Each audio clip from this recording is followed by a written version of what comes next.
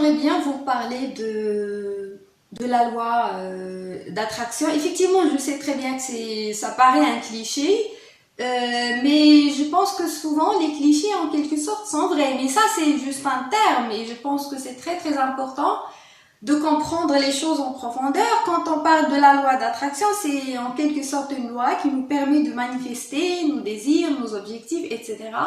À titre personnel, j'aime utiliser le terme de loi d'Assomption.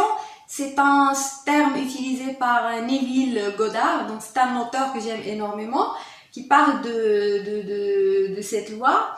Donc, j'aimerais aujourd'hui vous expliquer comment cela fonctionne parce qu'on a malheureusement mal à comprendre comment cette loi fonctionne. Donc là, je ne suis pas en train de vous parler de la métaphysique ou quelque chose que vous ne pouvez pas appliquer dans votre vie. Il faut, comme j'ai dit, il faut toujours privilégier l'expérience personnelle, ce qui fait que tout ce que vous entendez, vous devez l'expérimenter. Ne vous basez pas uniquement sur ce que vous entendez et sur ce que vous lisez. Il faut passer à l'expérience. C'est l'expérience qui peut vous confirmer la véracité de ce que vous entendez.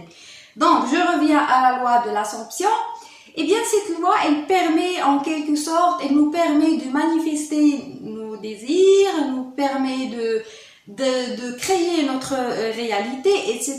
Par contre, il ne faut pas non plus confondre, c'est-à-dire pas confondre, mais il ne faut pas non plus tomber dans un piège. C'est le piège de rester dans cette attitude passive où on est dans la visualisation, dans la méditation, on est vraiment loin de toute mobilité, de toute action, ce qui fait que quand on tombe dans ce piège, évidemment, rien ne va se réaliser, on peut rien réaliser de cette manière-là.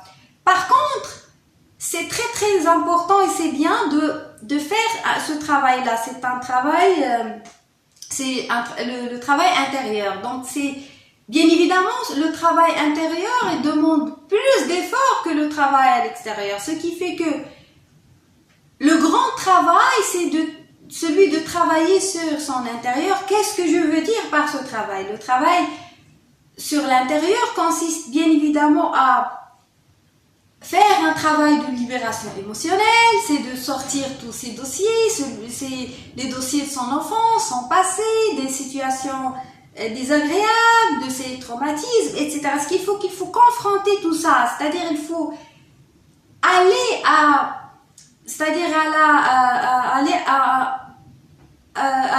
faire un certain désencombrement intérieur où vous imaginez votre personne comme une cave où vous faites un certain tri, vous désencombrez cette cave afin de libérer de l'espace pour vous permettre d'accueillir les nouvelles choses. Parce que parfois, on n'arrive pas à réaliser nos objectifs tout simplement parce qu'on manque d'espace. Et quand on libère cet espace-là, on peut très bien accueillir les choses qu'on souhaite attirer à notre vie. Et je pense que c'est très très important de faire ce travail. Et c'est ça, et malheureusement la majorité des gens ne veulent pas faire un effort, veulent des raccourcis, cherchent la facilité. Et bien évidemment, ils ont tendance à croire ce qu'on leur dit. Dès que vous parlez de loi d'attraction, on pense que il suffit juste de s'asseoir sur son canapé, de visualiser ce qu'on souhaite attirer et ça va arriver. Non, rien n'arrive de cette manière-là. Parce que je pense que il est presque impossible d'attirer à soi quoi que ce soit si on ne fait pas un grand travail de désencombrement intérieur, si on ne travaille pas sur nos blocages, sur nos émotions, sur tous nos corps, notre corps émotionnel, mental, physique, énergétique, etc. Ce qui fait que tout ce travail-là nous permet d'abord de faire de l'espace, de nous désencombrer et ensuite d'avoir la possibilité d'être réceptif aux nouvelles choses. C'est de cette manière-là qu'on peut recevoir et qu'on peut attirer à nous ce qu'on souhaite vraiment. Mais il ne faut pas non plus tomber dans ce piège, le piège de la visualisation où on se contente uniquement de la visualisation. C'est très important de visualiser ses objectifs et les choses qu'on souhaite attirer. Par contre, il ne faut pas non plus tomber dans ce piège de rester esclave de tout ce qui est vision, rêve, etc. Il ne faut pas non plus vouloir réaliser ses rêves, mais il faut plutôt réaliser des objectifs. Moi, à titre personnel, je ne crois pas du tout à la réalisation des rêves, je crois à la réalisation des objectifs, c'est-à-dire des objectifs qui sont réalisables. Je ne dis pas là qu'il y a des choses qu'on ne peut pas réaliser ou qui sont impossibles, loin de là. Tout est possible à condition à ce que ça soit considéré comme un objectif réalisable, c'est-à-dire quelque chose que je peux bien évidemment commencer dès maintenant. C'est-à-dire que c'est vrai, nos grands objectifs qu'on souhaite réaliser sont surtout sont projetés dans le futur, mais il ne faut pas non plus vérifier si cet objectif-là peut être débuté maintenant avec bien évidemment des petites tâches et des mini-objectifs.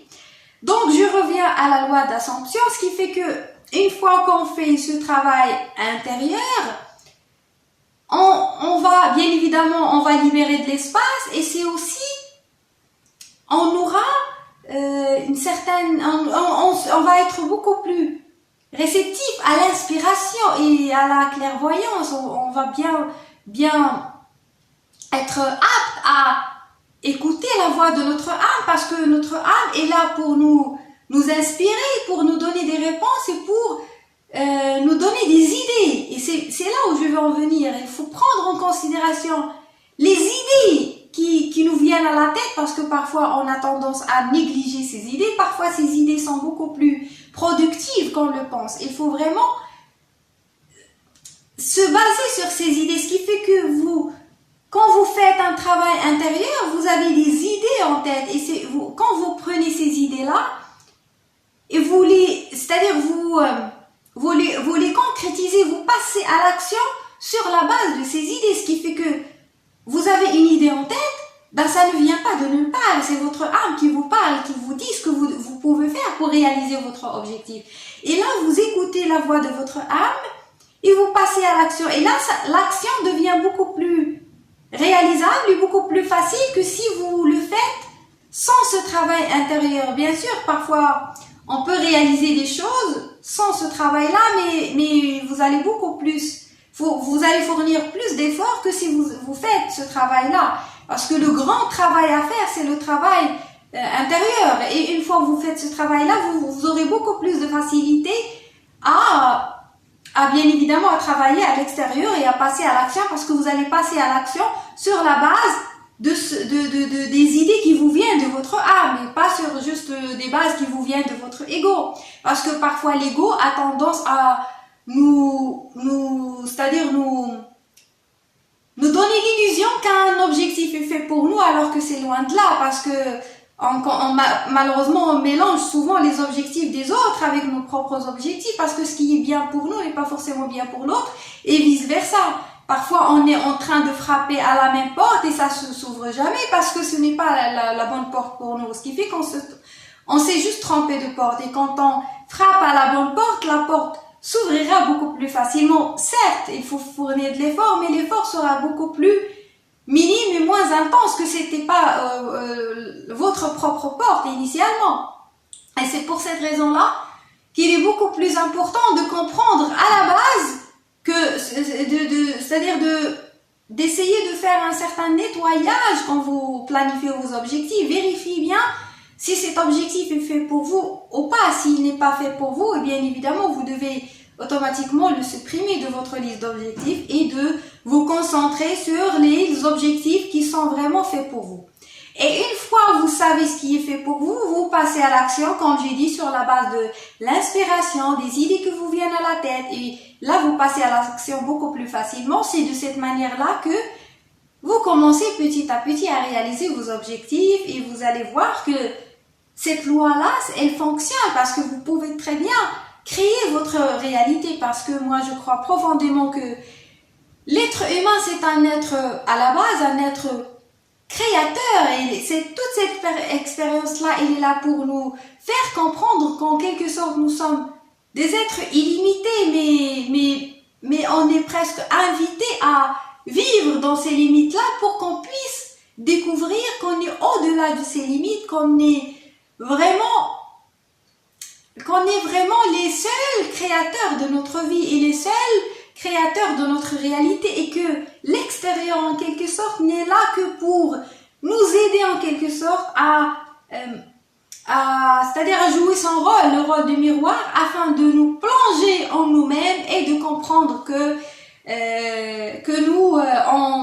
nous on est presque des êtres merveilleux, capables de tout manifester, de tout réaliser, mais à condition de vouloir, mais d'être prêt à entamer ce chemin vers son propre ombre, et ce que moi j'appelle la période, c'est-à-dire c'est un moment, c'est presque on est dans l'enfer, ou quand on accepte de se plonger dans cet enfer-là, c'est de cette manière-là que quand on, bien évidemment, quand on passe toutes ces situations, l'enfer pour moi c'est ces situations désagréables et les problèmes qu'on rencontre, c'est ça l'enfer pour moi. Il ne faut pas non plus, encore une fois, dès qu'on parle de l'enfer, on va penser à l'enfer dans une autre vie, après la mort, etc. Non, l'enfer et le paradis, c'est ce qui existe déjà sur cette vie. C'est, en effet, l'enfer et le paradis, c'est un état d'esprit. C'est plutôt ça se passe au niveau de notre conscience. Ce qui fait que tout existe déjà. Donc, ce qui fait que quand on parle de l'enfer, c'est tous les problèmes qu'on rencontre, c'est les difficultés, c'est ce qu'on vit déjà, c'est ça l'enfer. Et le paradis, c'est quand on arrive à dépasser tout ça et quand on accède à notre propre être véritable et qu'on découvre qu'on est un être créateur et on est un être éternel et on est capable de tout manifester. Et surtout capable de déployer notre plein potentiel sur cette terre. C'est ça la définition, bien sûr. C'est ma propre interprétation, ma propre définition. Pour la comprendre, j'invite encore une fois, il faut passer à l'expérience, il faut expérimenter, être observateur pour que vous puissiez bien évidemment avoir des réponses à certaines notions qui sont parfois qui sont beaucoup plus profondes que d'habitude, que des notions simples qu'on comprend facilement, parce que quand on parle de l'enfer, de paradis, eh bien on est beaucoup plus dans quelque chose qui nous dépasse, qui nous transcende. On n'est pas vraiment c'est-à-dire dans notre quotidien matériel, où on est bien évidemment dans le confort. On est plutôt dans un certain inconfort, parce que c'est ça ce qui est important aussi, c'est de se confronter à cet inconfort et de faire en sorte que cet inconfort en quelque sorte devient un confort pour nous. Et c'est ça le but de l'expérience, c'est de se sentir confortable dans l'inconfort et de comprendre au final que le confort et l'inconfort, l'enfer, le paradis, toute chose a une certaine part c'est-à-dire que tout ce qui existe a son contraire. Et là, bien évidemment, dans l'expérience duelle, l'expérience de la terre, on est amené à vivre les deux expériences, la chose et son contraire, l'enfer et le paradis, parce que vous ne pouvez en aucun cas goûter au paradis si vous ne passez pas par cette phase de l'enfer. Mais il faut juste en être conscient. Une fois que vous êtes conscient, vous aurez beaucoup plus, vous aurez de la facilité à, bien évidemment, accéder beaucoup plus facilement à cette plénitude, à cette joie et à cette tranquillité d'esprit. Je vous remercie. Bonne journée.